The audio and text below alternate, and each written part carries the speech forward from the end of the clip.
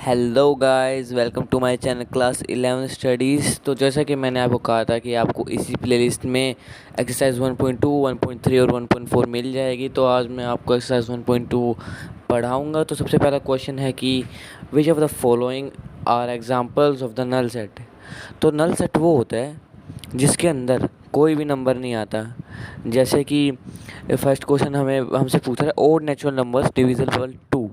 अब odd numbers क्या होते हैं? Natural numbers 1, 3, 5, 9, 5, 7, 9 and so on.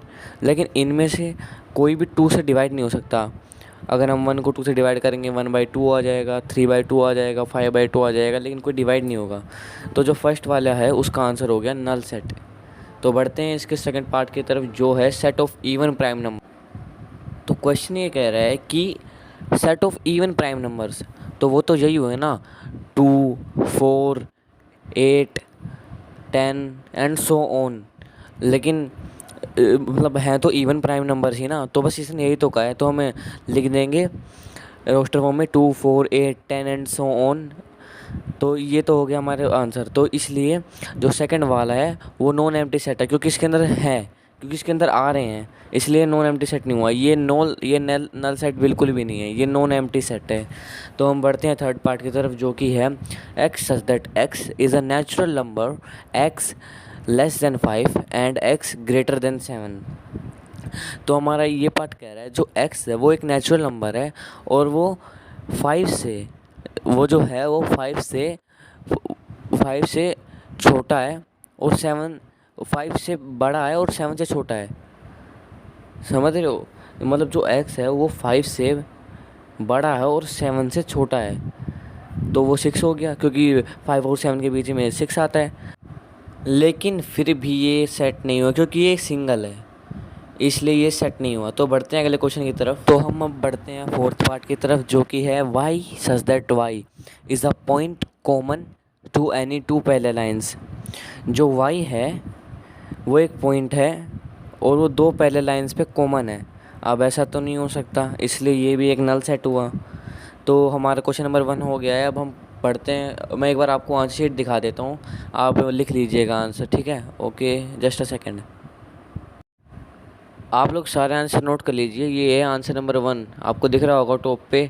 First का नल सेट, सेकंड का नॉन एम्प्टी, थर्ड का नल सेट, फोर्थ का नल सेट, आप लिख लीजिए। अब हम बढ़ते हैं क्वेश्चन नंबर 2 की तरफ। अब मैं क्वेश्चन शीट खोल।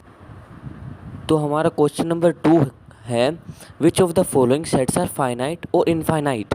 तो सबसे फर्स्ट पार्ट है the set of months of a year. हाँ, ये फर्स्ट वाला फाइनाइट हुआ, क्योंकि ये एक जगह तक सीमित है। इसमें 12 ही तो आए, वो जनवरी, फरवरी, मार्च, अप्रैल, मई, जून, जुलाई, अगस्त, सितंबर, अक्टूबर, नवंबर, दिसंबर, इतने ही तो आएंगे। ये मतलब इतने ही तो हैं, इससे ज़्यादा थोड़ी हैं, इसलिए ये एक जगह तक फाइनाइट है। तो फर्स्ट का हो गया फाइनाइट सेट। अब बढ़ते हैं सेकंड की तरफ। तो हमारा सेकंड पार्ट कह रहा है 1, 2, 3, और ये जो 3 डॉट आप देख रहे हैं इसका मतलब होता है सो ऑन, मतलब 1, 2, 3 से इन्फिनाइट तक। तो ये इन्फिनाइट तक है, इसकी कोई सीमित नहीं है, ये सीमित नहीं है एक जगह, ये एंड तक है, बिल्कुल इन्फिनाइट तक, इसलिए इन्फिनाइट सेट हो गया। अब बढ़ते हैं थर्ड पार्ट की तरफ। तो थर्ड पार्ट है 1, 2, 3, 2, 99 एंड 100। ये जो है थर्ड पार्ट, ये 1 से शुरू होता है और ये 100 तक है। ये सीमित तो है, ये 100 तक ही सीमित है, पर है तो, इसलिए थर्ड वाला फाइनाइट सेट हो गया। अब बढ़ते हैं फोर्थ पार्ट की तरफ। The set of positive integers greater than 100। अब हाँ, 100 के ऊपर तो इतने सारे पॉजिटिव इंटीजर्स हैं, 101, 102, 103, 104 एंड तक, इन्फिनाइट तक। तो फोर्थ वाला हमारा हो गया इन्फिनाइट सेट। अब बढ़ते हैं फिफ्थ पार्ट की तरफ।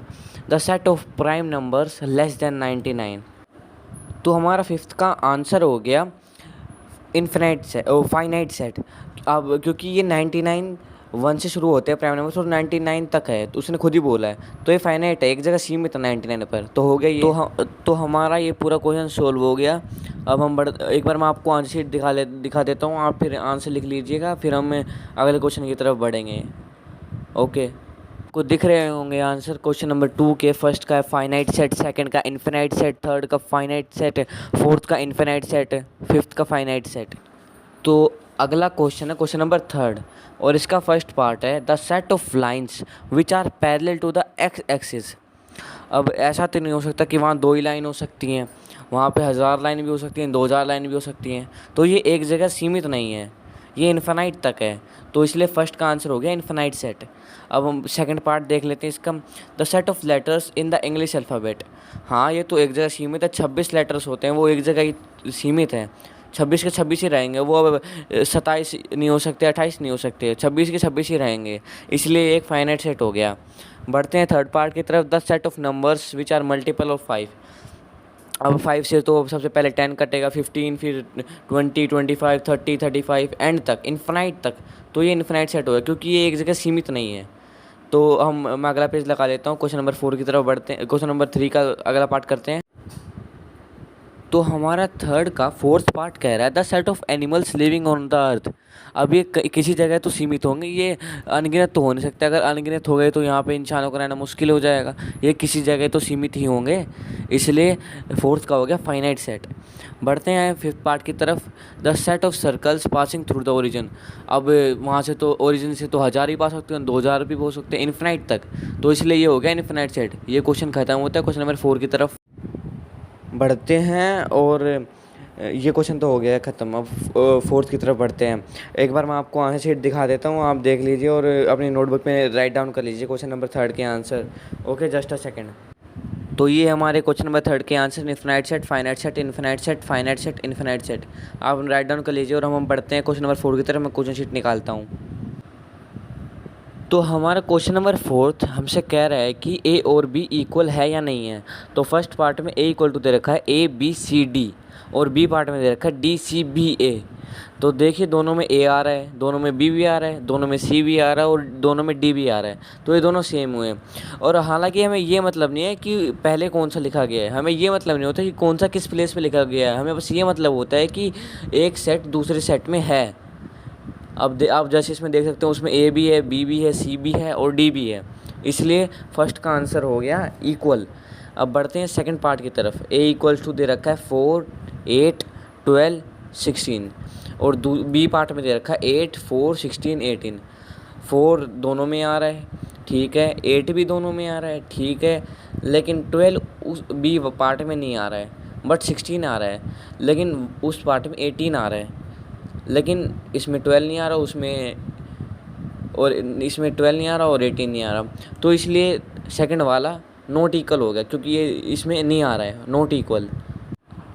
अगर ए सेट में 18 होता और बी सेट में 12 होता तो ये दोनों इक्वल हो जाते हैं, बट अब ये नॉट इक्वल है क्योंकि उसमें बी सेट में 12 नहीं आ रहा और ए सेट में 18 नहीं आ रहा। तो बढ़ते हैं हम थर्ड पार्ट की तरफ। A equals to 2, 4, 6, 8, 10 and B equals to X as that X is positive integer and X is less than 10। तो इसमें दे रखा है ए जो है वो हो गया 2, 4, 6, 8, 10, और बी दे रखा है positive even integer. Even integer तो 2 से स्टार्ट होते हैं, 2, 4, 6, 8, 10, लेकिन इसने ये भी कहा जो x है वो 10 से छोटा है, तो इसलिए हम 10 तक ही गिनेंगे।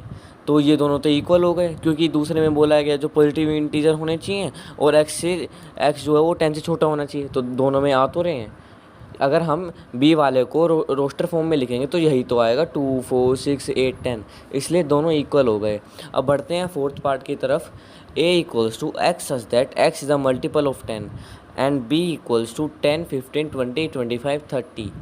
अब जो 10 के मल्टीपल होंगे वो तो यही होंगे ना, 10, 20, 30, 40, 50, 60, यही हो गए, लेकिन b में है, b में 5 के मल्टीपल दे रखे हैं, 5 to the 10, 3 to 15, 20, ये सब, इसलिए दोनों इक्वल नहीं हुए, बोथ आर ये नॉट इक्वल हो गया।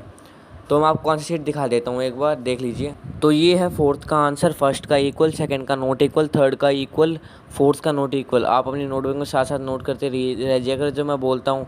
तो अब हम बढ़ते हैं क्वेश्चन नंबर 5 की तरफ। रुक जाइए, मैं एक बार क्वेश्चन शीट निकाल लेता हूँ, जस्ट अ सेकेंड। तो अब हम करेंगे क्वेश्चन नंबर 5। तो फर्स्ट पार्ट इसका कह रहा है ए इक्वल्स टू, हमें इसमें ये बताना है कि सेट इक्वल है या नहीं है। तो ए इक्वल्स टू 2,3 दे रखा है और बी इक्वल्स टू दे रखा है X that X is a solution of X square plus 5x plus 6 equals to 3। तो सबसे पहले हम जो बी है उसका सोल्यूशन निकालेंगे। रुक जाइए, मैं आपको एक बार सॉल्यूशन दिखा देता हूँ कैसे निकालना है, फिर आप अच्छे से समझ जाएंगे। फिफ्थ के फर्स्ट पार्ट का दिखा देता हूँ, जस्ट अ सेकेंड। तो आपको दिख रहा होगा कि मैंने फिफ्थ के फर्स्ट पार्ट का आंसर कैसे निकाला। मैंने इस इक्वेशन को सोल्व किया है। सबसे पहले मैंने लिखा X square plus 5x plus 6 equal to 0।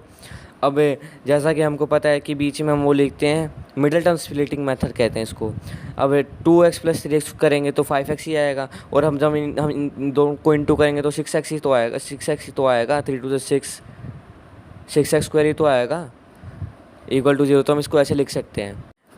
फिर हमने नीचे x को कॉमन ले लिया तो वहाँ बचा x प्लस 2 प्लस 3 और x प्लस 2 इक्वल टू 0। अब एक तो हमारा आ गया x प्लस 3 और दूसरा आ गया x प्लस 2, लेकिन आप नीचे देख सकते हैं कि वैल्यू जो आई है वो x की -2 और -3 आई है, और जो हमें क्वेश्चन में दे रखा है वो 2 और 3 है। तो फर्स्ट वाला हमारा सेट इक्वल नहीं है, क्योंकि क्वेश्चन में a इक्वल टू दे रखा है 2 और 3, और हमारा निकल के आया -2 और -3, इसलिए फर्स्ट वाला नॉट इक्वल है। अब बढ़ते हैं इसके सेकंड पार्ट की तरफ। मैं क्वेश्चन शीट निकाल देता हूँ, जस्ट अ सेकंड। तो इसका जो सेकंड पार्ट है वो कह रहा है X such that X is a letter in the word follow, और बी पार्ट है Y such that Y is a letter in the word wolf. अब जैसा कि मैंने आपको बताया था कि जब हम इसको रोस्टर फॉर्म में लिखेंगे तो हम एक ही को लिखेंगे। जैसे इसमें एफ है, एल 2 बार आया तो लेकिन हम एक ही बार लिखेंगे, और ओ 2 बार आया तो लेकिन हम एक ही बार लिखेंगे। तो जब हम ऐसा करेंगे तो सेम ही आ रहा है। ढंग से देखो, आप दिख रहा है? रुक जाओ, मैं समझाता हूँ। देखो, FOLLOW, सबसे पहले F लिखेंगे, उसके बाद हम O लिखेंगे, फिर L लिखेंगे। अब आप देख सकते हैं कि L 2 बार L दोबारा आ रहा है, लेकिन हम उसको नहीं लिखेंगे क्योंकि हम एक ही बार लिखते हैं। अब O दोबारा आ रहा है, हम उसको नहीं लिखेंगे, इसलिए हम डायरेक्ट W लिखेंगे। अब देखिए, जैसा कि मैंने अभी थोड़ी देर पहले इसी वीडियो में बताया था कि हमें ये मतलब नहीं है कि वो आगे पीछे क्यों लिखा है, हमें बस ये मतलब है कि वो दूसरे सेट में है या नहीं है। तो ये इक्वल हो गया। अब बढ़ते हैं सिक्स्थ क्वेश्चन की तरफ। तो हमारा सिक्स्थ क्वेश्चन कह रहा है जो उसने सेट दे रखे हैं 8। अब वो कह रहा है इसमें से ऐसे कौन से सेट हैं जो इक्वल हैं। अब जैसा कि आपको दिख रहा होगा, b इक्वल टू डी दिख रहा है आपको, b में 1 आ रहा है, d में भी 1 आ रहा है, b में 2 आ रहा है, d में भी 2 आ रहा है। तो ये दोनों इक्वल दिख रहे हैं आपको, क्योंकि दोनों में सेम नंबर आ रहे हैं। तो एक तो इसका आंसर हो गया b इक्वल टू डी, और दूसरा आपको दिख रहा होगा e इक्वल टू जी। ई में -1 आ रहा है और 1 आ रहा है, और जी में आ रहा है 1 और -1। और जैसा कि मैंने अभी थोड़ी देर पहले बताया था कि हमें ये मतलब नहीं है कि वो आगे लिखा है या पीछे लिखा है, हमें बस ये मतलब है कि वो आंसर में आ रहा है या नहीं आ रहा है। तो सिक्स्थ के 2 आंसर हो गए, बी इक्वल टू डी और ई इक्वल टू डी। मैं आपको एक बार आंसर शीट दिखा देता हूँ, फिर आपको अच्छे समझ आ जाएगा, ठीक है? तो जैसा कि आपको दिख रहा है, मैंने लिखा है b इक्वल टू 1 2 3 4, फिर नीचे लिखा है d इक्वल टू 3 1 4 2। आप देख सकते हैं दोनों में इक्वल आ रहे हैं, तो हमने लिख दिया b इक्वल टू डी। और अब उसके नीचे ठीक लिखा है मैंने e इक्वल टू -1 और 1, g इक्वल टू 1 और -1। अब ये देख रहे हैं, आप देख सकते हैं कि दोनों में सेम आ रहे हैं। हमें ये मतलब नहीं कि आगे पीछे लिखे हैं, बस ये मतलब है कि आ रहे ही नहीं आ रहे। तो ये एक्सरसाइज ख़त्म होती है। Thank you for watching this video. और हाँ, नेक्स्ट एक्सरसाइज की वीडियो मैं आपको जल्दी इसी प्लेलिस्ट में डाल दूँगा। तब तक के लिए good bye, thank you and so much thank you for watching this full video. Okay, bye. Thank you guys for watching this video. Keep supporting me. Please subscribe this channel and do not forget to hit the bell icon and also share with your friends. Thanking you.